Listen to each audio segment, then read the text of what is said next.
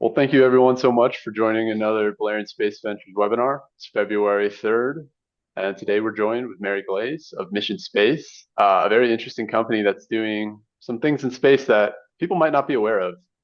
Mary, thank you so much for being here. And Mary, if you could talk to us a little bit about Mission Space. You're doing space weather. Not a lot of people might not know what that is. Could you give us an overview of this company and what space weather really is? Absolutely. So let's start with space weather. If you can see the screen. Yes, I can. Yeah, just for those who joined the webinar, not on Spotify, but on video, you're lucky to see some slides. So what is space weather? Space weather is when the sun emits charged particles and radiation, and then it hits the space and the upper atmosphere of the Earth.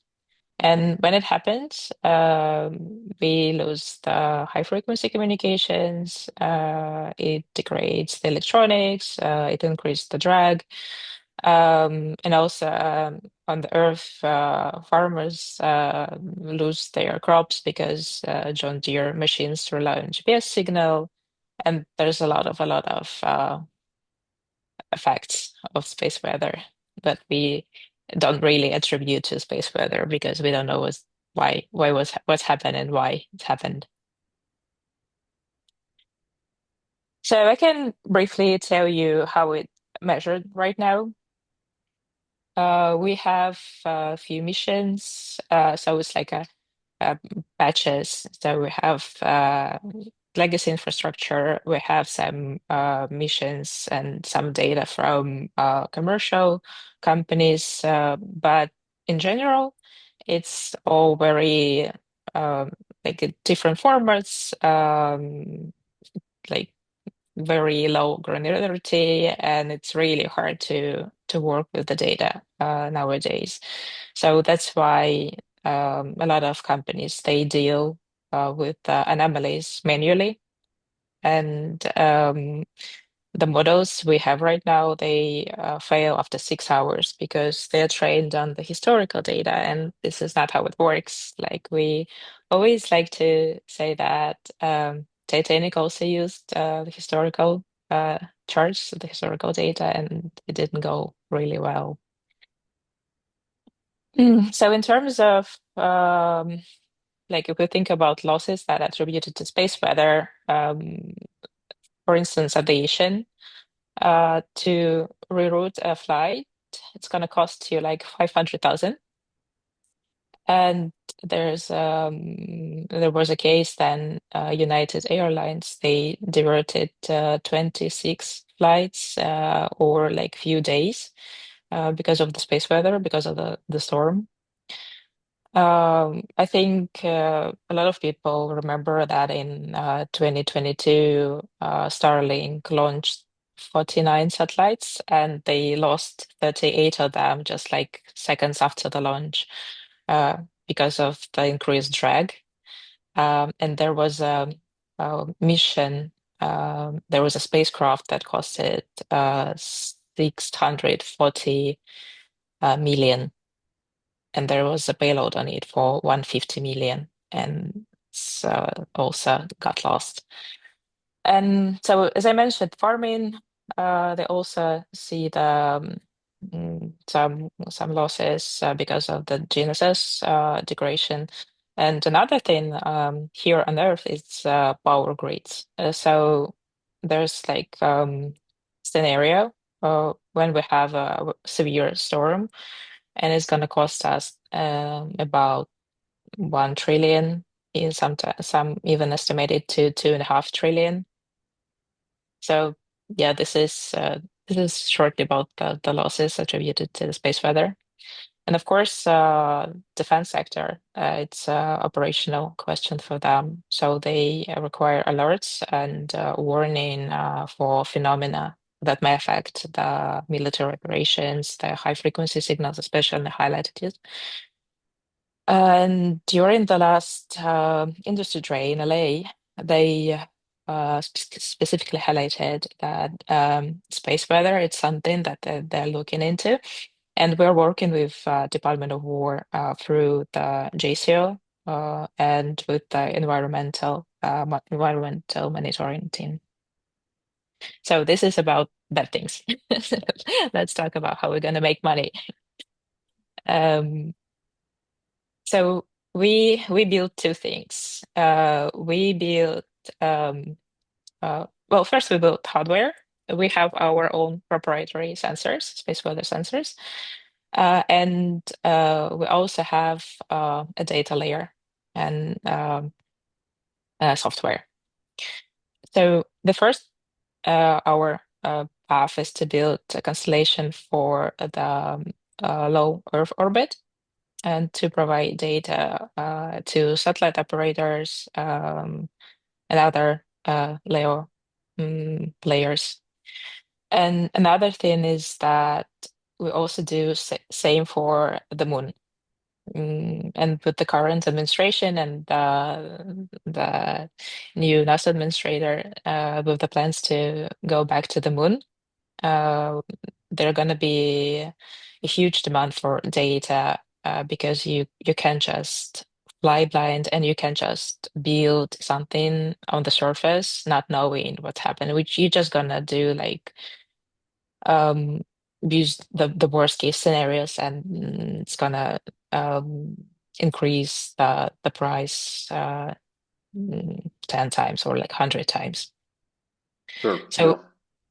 So yeah, so we say first the data, then the mission. So for Leo, for instance, they're going to be like 300,000 satellites by 2035. And there are a lot of existing data buyout programs from NOAA, NASA, and ESA, and other space agencies. The current space weather contract was uh, it's operated by Spire. They do radio occultation. It's a good thing. It's a good data provider.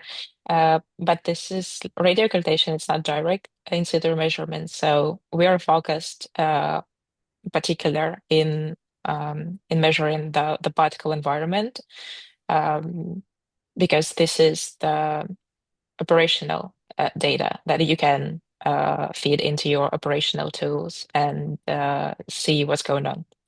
Also, because space weather is not like unified a thing. Two different spacecraft on two different orbits can experience different environment. But when you work with indices, so this data uh, it gets compressed into one number to give you like a vague understanding of what's going on there. So again, it's good. It's better than nothing, but it's not enough to fly or to go back to the moon or to plan your operations and Yeah. mitigate the risks. Yeah. Okay. So again about the contract landscape in the US and Europe, different agencies, different departments inside agencies, they're trying to play with the data from the academia side and from the commercial side. And as I mentioned, now we're looking to fill into the gaps. So we're launching our payloads. The first was launched in March last year. So we're the only one space weather company with a flight heritage. The second and third launches are scheduled for this October. The one is going to be on board of StarCloud. This is the orbital data center. And another one will fly with the Rock Space Corporation. We have another scheduled for 2027 in February with HEX 20. So the ideal picture is to have 24 satellites, two different orbital planes with different inclination, different local time to track the polar cusps. Those are the most affected regions, and the South Anomaly. Got it. Okay. And Uh, yeah, and for the moon, yeah, and for the moon, it's the same. It's the orbit and the surface. gotcha. Okay, so I have some questions if we can jump into that. Sure. So I'm thinking about this, and I'm thinking of it of how, you predict, weather out here on Earth.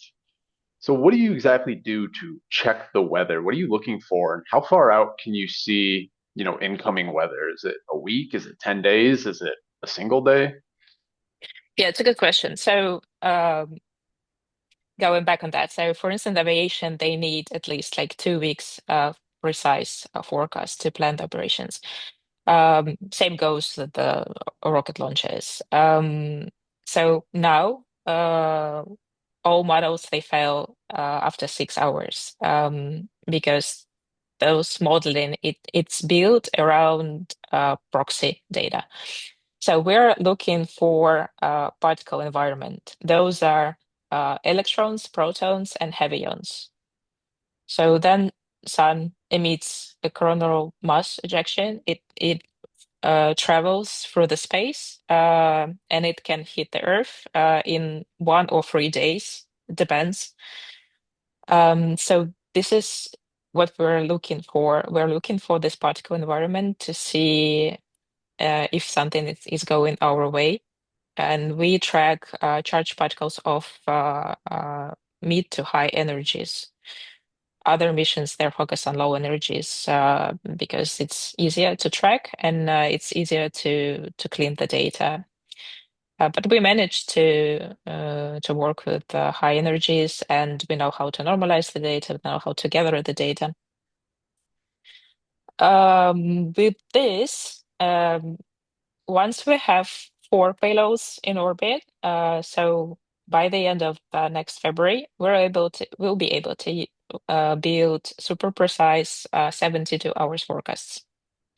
The more data points we have, the more precise forecast we can provide, and for the longer period. Got it. Like, And oh, go go on. ahead. No, no. Okay, so if the forecast calls for, there's a threat, what can really be done about that? Can a satellite does it just turn away? Does it have to, pull some kind of maneuver? Um, you know, I'm curious because some of these satellites they have very critical information on them, and they can't move around super fast or, immediately get out of the way. So how do they combat that? Yeah, so what's going on right now? So now you either have like a super cheap a satellite and you don't care, and you have your budget to relaunch and to rebuild and then replace the mission. Sometimes you have very expensive stuff there, and in that case, people now try to get as much shielding as possible. But this is like an old school approach. So when you have the data, then you can plan better. What could be done? It First, if we talk about satellites, you can change the orbit. Um, if we talk about data centers in orbit, you can switch to safe mode. And also, we can tell you when it's gonna pass by. So once it passed, you can restart the operations. Same goes with the lunar surface and the lunar orbit. Uh, if you have a rover on the surface, and if you put an instrument on your rover, it can work autonomously. So from the instrument, it can see that there's like cloud of plasma traveling to the rover, so it can switch the operation and then restart once it passes by. Uh, how often is there extreme space weather that can, kill satellites like they did to Starlink in 2022? Or is it, sort of more rare, or we just don't have enough stuff up there? And once we have, over 100,000 satellites, we're going to start seeing this happen more frequently because we just have satellites all over the place.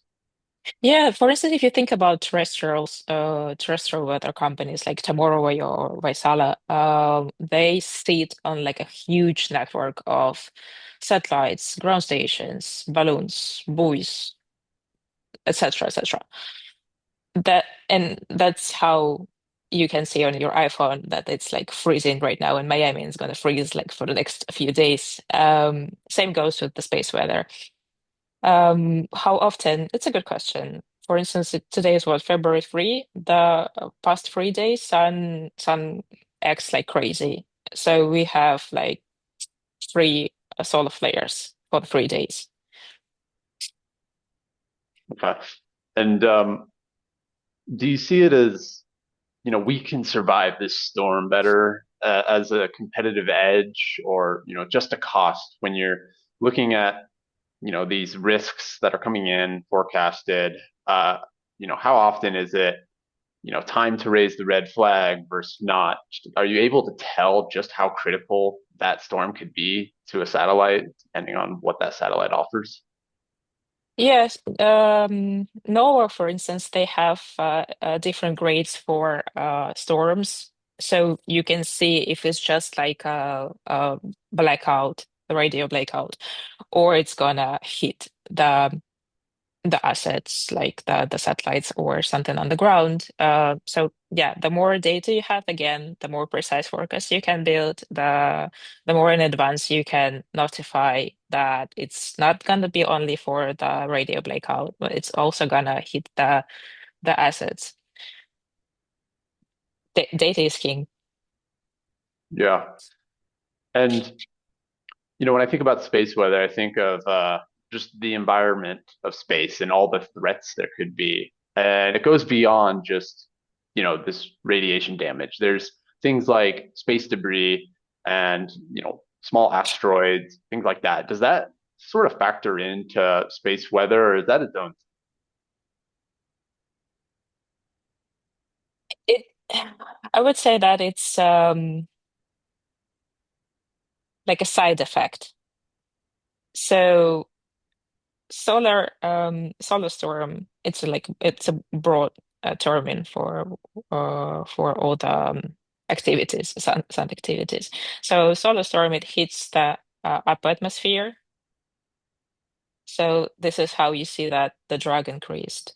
And if you have an increased drag in one on one orbit, or it's not even like an orbit, it's somewhere on the orbit, and the rest travels on the same speed. So this is how you see the debris. This is how you face collision, and wherever can happen will happen.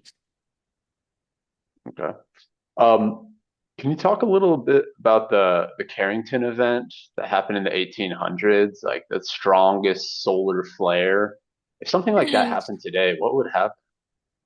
Well, actually, we had like a pretty much same event a few weeks ago. I think it was like 2 or 3 weeks ago. But I don't want to go deep into physics, but because that it was like um, it's like a change the polarization of the storm. So that's why we didn't see the same effect like in 19th century.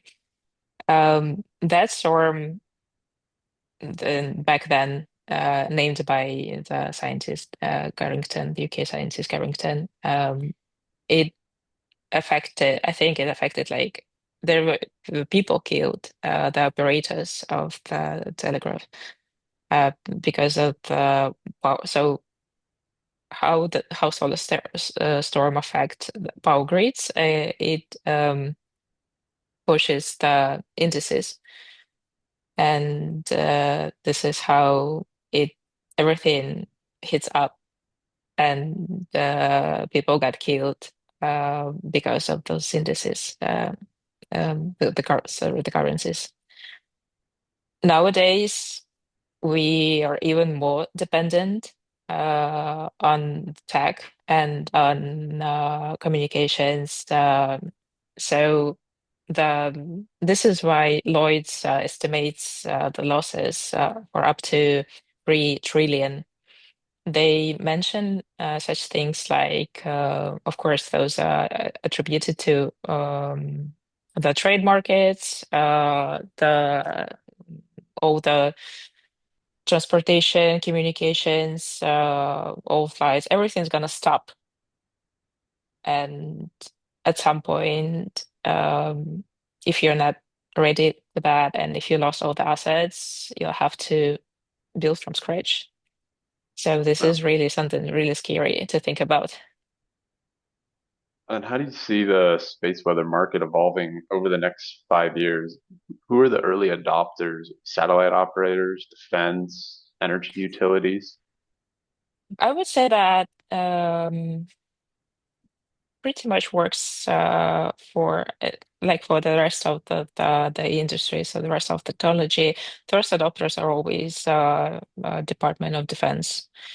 Um, I don't know, think of Bluetooth or like microwaves that first were developed for the military purposes. Of course, because they see they they see on the ground, and I mean every day they see how it affects their operations, and because their operations like super critical, the need is also the demand is very high. NOAA and NASA, I would say they see it more as an for academia purposes, to study the sun, to study the atmosphere, ionosphere. So this is the heliophysics department. If you think about commercial companies, to be honest, before the new NASA administration activities, I always thought that satellites, so um, traffic management companies and satellite operators would be the first users, the first adopters. But now I think that actually new space, like the new commercial and um, also government mm, moon efforts will require a lot of data. If you think about launching from the Earth, whatever it is, it's a crewed mission, then it's even more dangerous. If it's just like a cargo, again, those payloads, they are like the cost is about like 500 million. So whatever it is, it's very expensive, and the you're gonna need the data to Yeah. do those missions. And do we have the capabilities of building satellites that are, so armored for radiation hardening that the weather just doesn't really affect them, whether it's harsh or mild? There are a lot of new space companies trying to build new shielding. Um, but what is, I mean, why, I mean, how you can build something without knowing what are you building for?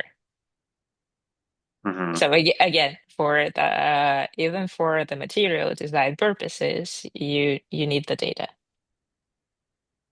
Uh, and for the investors in the room, what are the core economic levers of this business? The cost per satellite, data licensing model, like what are reoccurring revenue streams do you see here? So for revenue streams, if we can put it as like per satellite, the reference numbers are like 3,000 per satellite for a subscription model. If we think about, so there are like few different products that you can deliver. First, that we're gonna deliver is the raw data from our sensors. Here, in terms of customers, you can name the agencies, space agencies, and NASA, NOAA again, and other countries. And for commercial companies, we provide an API access to our platform, so they can just feed into their operational tools, whatever it is. Next, we're gonna build the forecasts and alerts. And we also, well, it depends on the mission. We also can provide the hardware. So we're talking to different universities, um, and they exploring the opportunity to not to build themselves the instruments, but to buy them from us because our instruments they have like 12 years of heritage. So this is not like you can build something like in a year or or in 2 years. This is it's, this is what we say to investors that for space tech investments, you don't have this, this anxiety that tomorrow OpenAI is going to release something and all your investments in like AI platforms they could disappear in a second. No, here you need to build, you need to test, you need to launch it, you need to again rethink your design, upload new software, etc., etc. It's a very long cycle. Yeah. Um, I'm thinking about this and I'm thinking of, you know, critical moments in space weather where a satellite might have to have communications down or radio down or, really protect itself against the harsh environment. If that leaves opportunities for, you know, adversary strategic positioning and, making a move, knowing that this forecast is coming up. Um, have there ever been like three-letter agencies approaching you about this? What agencies? Three-letter agencies or just government Uh, agencies wanting to know, no, no, we're hey, we talking want to know when to the storm is. insurance. No, no, Okay. no. We're talking to insurance agents. Yeah, actually, they approach us of themselves. Like we never approach no one from the yeah. I think insurance sector. It's something that it's I don't know. They live by their own rules. So, but yeah, we talked to I think like five maybe different insurance agencies in the UK, in Europe, and here in the US. Um, and we also, so I also spoke to Tomorrow.io and to Vaisala. So they are selling the data to all the insurance agencies. And they're so why Vaisala, for instance, reach out because they are interested in the space weather data and they're trying to find commercial data sets. And of course, they want like real-time data. Um, and there's like nothing right now available on the market. Uh, yeah, as I mentioned, we're still the only one space weather company with our own hardware. Um, we really like for us, it's like a testament that space weather becomes like more and more popular, and we see the demand because sometimes there's like a huge gap between the um, when you start talking to, for instance, for like Department of War or like NASA, and then it's like a huge gap between those agencies in the commercial sector, and they're trying to survive that gap. But with everything moving that fast, I think that by by the end of this year, once we start selling the data from the payloads, I think we might attract commercial customers by the end of this year easily. No. And I think about it of, there's weather apps on your phone and they're free and you can, see the Right. forecast. And then there's much more advanced weather apps where, you pay a subscription and you can see exactly what's going on. Uh, the government and some of the government agencies have national space weather missions and will provide free data sometimes. How do you differentiate from that? Yeah, so as I mentioned, the I don't want to say that those missions are built somehow that they don't meet the needs. They just were built for different purposes. First, they were built for the academia purposes, and what it means for the commercial sector is that you don't have the real-time data. The data you have is of different formats, different built by different rules, and you need to calibrate, you need to normalize. Basically, you need to be PhD to work with the data from those missions. So this is why right now there are like a space whether departments inside the companies or different people are in charge of at like different steps. There's like a mission safety operation manager, there's a space weather manager, there's like a launch manager, and they all work together, figuring out the best windows, trying to understand the environment. Mm, the hardware without data, it's a science payload. Data without um, like a normalization and cleaning, it's just another dashboard, which is hardly operational.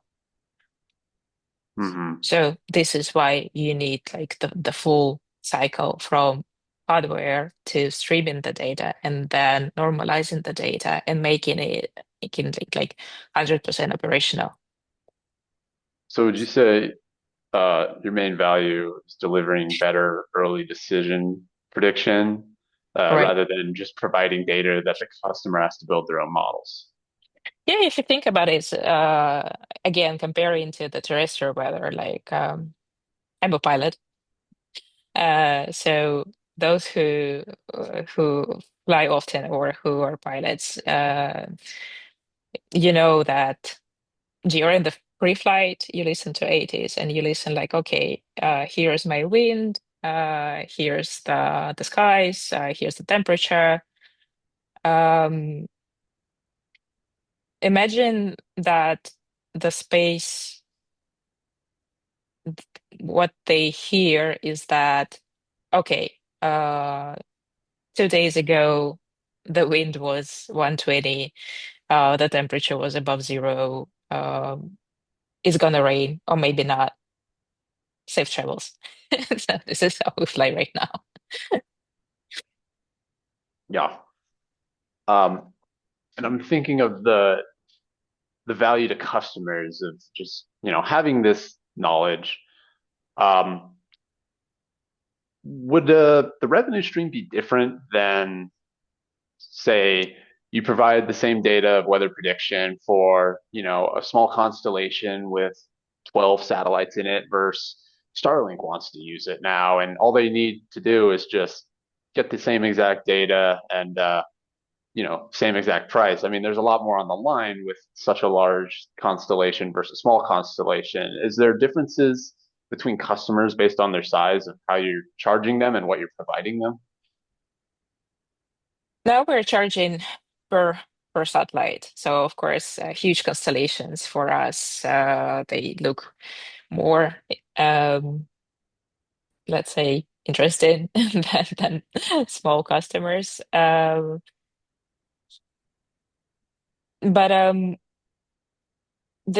for us, like we don't need to scale the operations to serve bigger customers. For us, it's the same. So everything you need to either like you need to tell us or you can process on your side.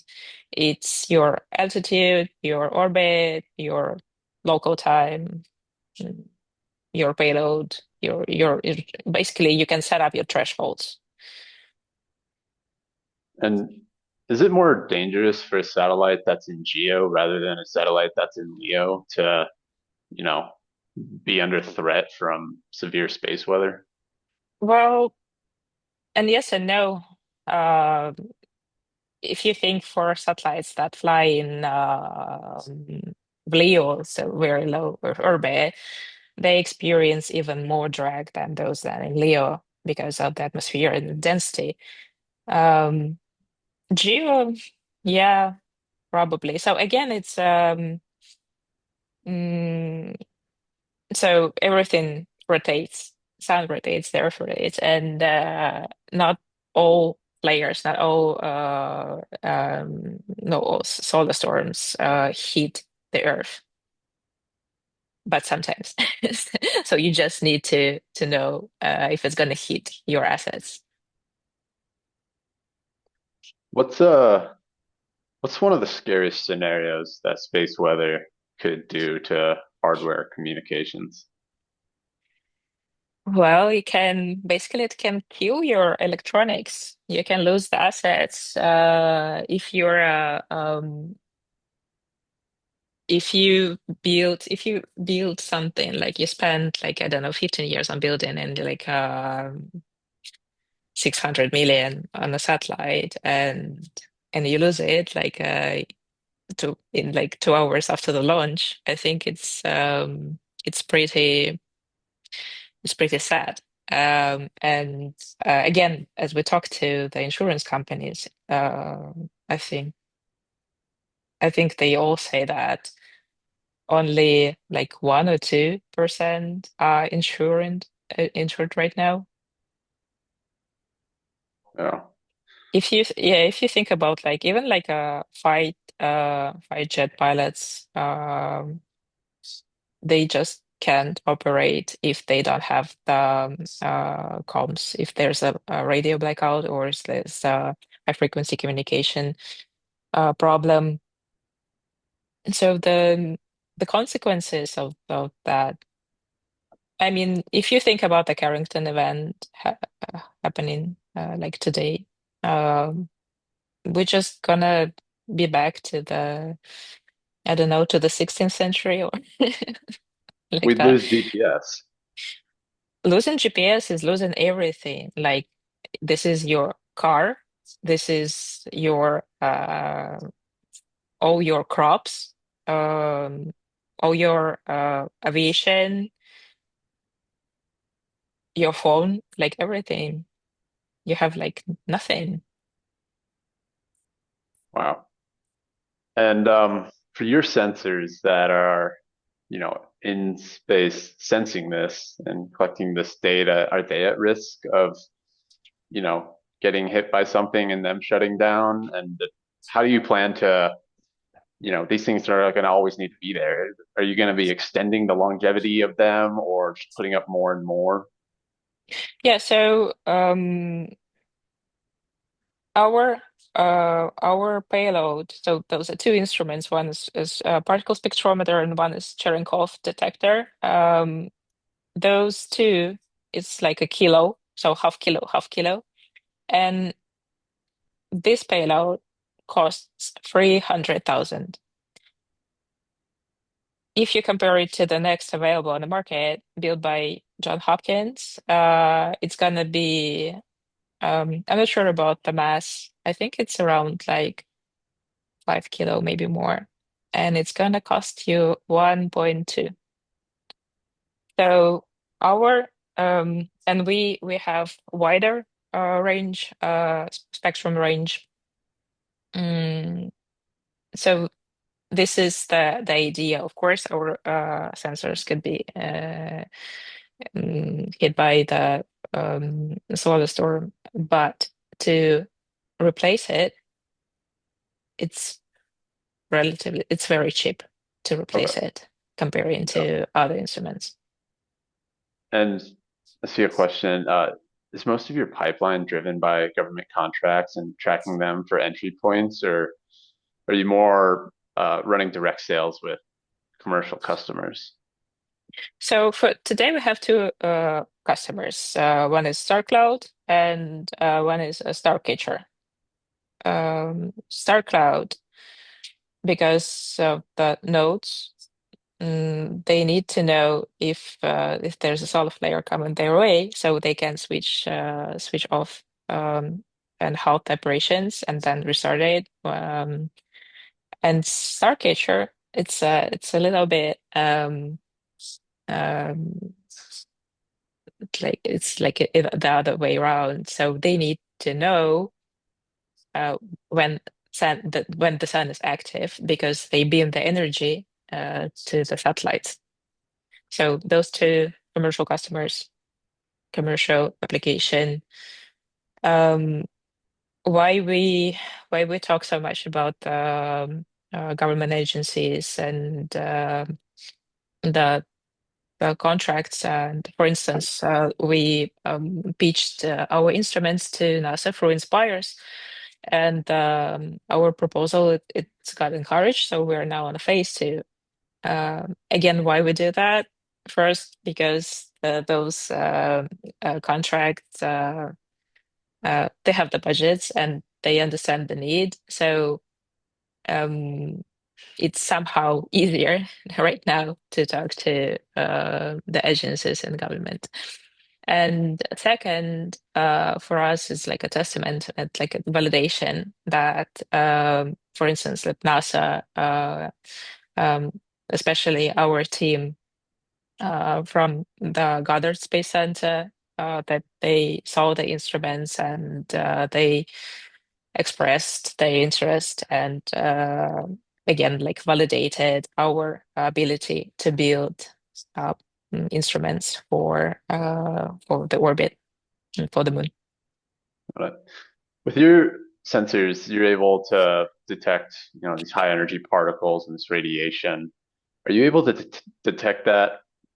Maybe if it's not coming from the sun, maybe if there's a satellite that's, Right, has right, something right, right. There's radioactive in like it or power beaming. um yeah, it's a dual use application. Okay. So yeah, you can do that. You can do that. But there's another thing. There's like cosmic rays. Those are very dangerous little fellows. So we have a pipeline of instruments, and our spectrometer it's built on the silicon principle. So there's like an axis, and there's a few sensors on it. You can put different sensors. It depends on on your mission.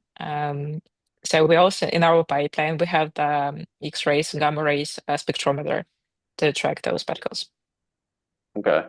And you mentioned this is dual use, so this can essentially be the space domain awareness for you know, high radiation in space or, you know, high energy particle accelerators in space or just space lasers, essentially. Is that right? It's yeah, that's correct. And there's another case. So missiles they disturb ionosphere, and if you track the ionosphere disturbance, you can see if there's someone launched a missile immediately, like the next second it was launched. So that opens up a whole new door of Right, government contract right. opportunities for you. Okay. Where's your focus right now? Is it kind of sticking to what you do, or are there Golden Dome opportunities that you're totally set up for and want to pursue? Uh, Golden Dome, of course, it's one big interest in opportunity, and everyone I meet, like the past events like Space Power, the Industry Day in LA. Everyone talks about Golden Dome and how we can work together towards the missions and get into the program. But even with like usual uh strategy in that usual strategy. Even there, we have a lot of applications for our instruments. Okay. Yeah. So what are some things that are coming up that people should keep their eye out? You mentioned the launch in October, and that's just, is that doubling your presence in space? Right. What exactly? Okay. So from that point, what will you be able to accomplish with, you know, twice the capacity in space? And, you know, if you Well, were able to even double that tripled. So capacity, okay, so yeah, triple. tripled. Yeah. So two payloads, two different platforms. With that capacity, we'll be able to first we'll be able to transmit the data, real-time data of the particle environment. This is actually a pretty unique data set, because even now, if there's commercial radiation set somewhere, they don't share the data. Um, First, the data, and then we'll be able to provide a very precise forecast. We think it's going to be like 72 hours. We'll see, maybe more, but we don't like to, like to manage the expectations. Okay. I saw the question about how long it lasts on orbit. So Oh, yeah. yeah, usual mission is planned for 5 years, but it could be longer. If something happens again, for us, it's really cheap to launch a payload, and we build. Now we need like 4 months to build the set. The But I think at some point we're going to be able just they're going to like need like a week or so. Um, what do you see as being some of the most critical need to protect infrastructures in space, whether it's GPS, whether it's space stations, or, you know, you're working with a data center and space company, that's going to have tremendous value in the future. Where are we right now and what's valuable, and what's going to be really valuable in 5 years that maybe isn't talked about as much today? Mm. I don't even know where to start, because like in 5 years I want to see like we have like a nuclear plant on the moon, like we have like a hotel, an orbit hotel, and then like a bunch of robots working the surface, building different stuff. Um, I think that at that point, what we call space weather right now, it's going to be like a terrestrial weather, and it's going to be treated as terrestrial weather. The need for it is going to be like as it's going to you're going to need it as much as you need the terrestrial weather and the forecast right now, because it, it will at some point become your like everyday um, need to know what's going on there. If you think about the nuclear plant, actually, we talk with the nuclear facilities here on Earth, and they are on a high alert every day, because if things go rough, and of course they have like different scenarios for different cases, but there's a thing that they can't switch off the cooler for more than I think 9 hours, if I'm not mistaken. So the the person from that facility, they told me that there was a day then NOAA did not upload the file with the data, so they were like almost like blind, like they had like zero information, and they couldn't do pretty much they could do pretty much nothing with that. Thanks God, nothing happened, but this is critical. Like if you think about that, like you're sitting at home drinking coffee, and there's like a solar flare, and it kicks off your electronics, and the nuclear reactor heats up. This is a very bad scenario. Oh, Yeah, I so see a if you question. think of yeah, so if you think about the moon, That's what I was going to ask. Yeah. yeah, if you think about the moon, so yeah, those facilities, of course, it's very important to see the what's going on around that facility and if there's something coming their way. If you think about like hotels and habitats and stuff like that, and like transportation between Earth to those facilities and back and on the surface of the moon. Um, the the thing that I spoke once with some engineer and he was like, we just need to dig deeper. So why this is not an answer, why it's not a good solution. First, we don't know how to dig on the moon. No one dig the moon more than like a meter or so. To build something, you need to dig what, like I don't know how many meters. Depends on what you want to dig there. But there's a thing like it's called second radiation. So the moon surface it absorbs the radiation.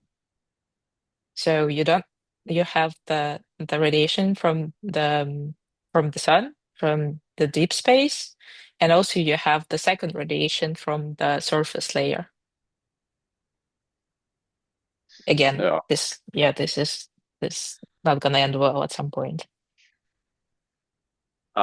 Yeah. And And you of need, course, if you think about Mars, there's like 2 weeks of no communication with the Earth.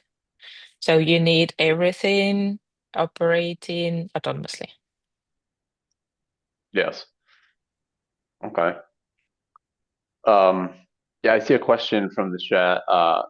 Do you see governments, especially defense, eventually building their own constellations instead of relying on you? How do you mitigate this threat? Again, if you compare it to the terrestrial weather, it's a huge, huge, huge network of different sources. So you can just build, and we're not going to be like the only one provider for the data, and we clearly understand that. And I want everyone to understand that calibration, it's one of the major things that you need to do with the data. So to calibrate the data, you need different sources and different approaches. So that's why we're not going to replace Spire with the radio occultation, with their approach of radio occultation, and we're not going to replace NOAA because it's like a government agency and they have like a huge academia research mm, questions that they need to help figure out. Um, this is the first thing. The second thing is that like why SpaceX, for instance, not going to build space weather platform. It's not their revenue model. This is not that they're gonna um, try to try to sell or to commercialize somehow. If they wanna share the data from their radiation sets, that's good for us. Again, it's collaboration. It's a secondary opinion. it's it's good to if it's going to be like an open source you just take the data and infuse it into your models and do the better forecasts, so the more data is better. um, and the third thing is that so far the only one company that managed to build those really really small yet very efficient instruments, and we're really proud of it. Um, Last question here I see from the audience, asking how much does your forecast accuracy suffer if a satellite fails or data drops out? Like if you have a bit flip, um, how dramatic could that be? Do you have contingency plans? Are there backups, fail safes? Because if all these satellites are relying on your data to stay safe, and yours goes down for a moment, that could be quite critical. Um, Well, if all the data points, all the satellites gonna be down, which is like the probability of this is super low. In that case, as I mentioned, we gather all the data we can get and normalize it, and we are building the platform not only on our sources of data, but we use the data from Korean Space Agency, again from NOAA and ESA and all the sources. So the system won't be down. Maybe the forecast could be the probability of the error could be high, but it's life. I mean, we'll be will be of course like flagging that something is down and that you need to pay attention. Yeah. Maybe it's easier to because the number of errors right now it's so high that operators or just ignore them. But if you have like a super precise platform forecast and you pay for that, it's easier to switch to the safe mode for a few hours if you're not sure. Yeah. Okay. Well, we're coming up on time. Mary, it's been absolutely wonderful speaking with you. It's been My a pleasure. very interesting, fun conversation. Thank you so much for joining us. I'd like to thank everyone in the audience as well and people listening to this recording. Thank you so much for your support, and we'll see you next time. Thank you. Bye. Take care. Take care.